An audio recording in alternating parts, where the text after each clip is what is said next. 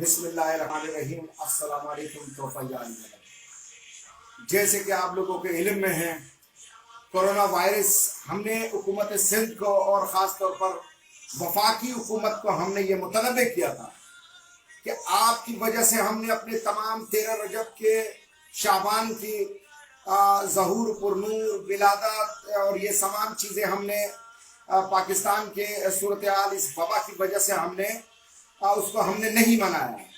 مگر ایک بات میں کان کھول کر کہہ دینا چاہتا ہوں پاکستان کے بے ضمیر حکمرانوں کو کہ 21 رمضان کی یہ آپ لوگوں کی بھول ہو۔ بحیثیت عزاداری کونسل پاکستان، تحفظ عزاداری کونسل پاکستان کا اب یہ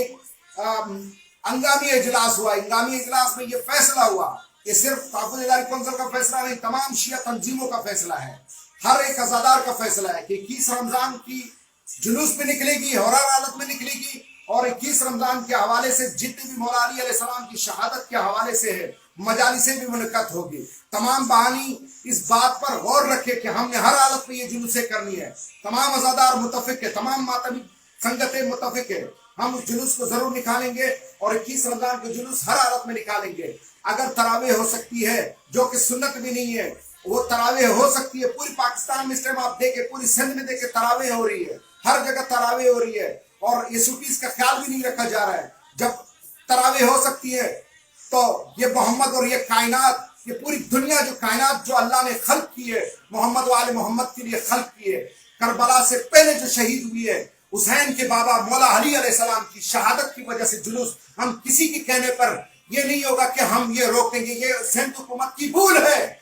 یہ جلوس ہر حالت میں نکلے گی اور ہر حالت میں یہ جلوس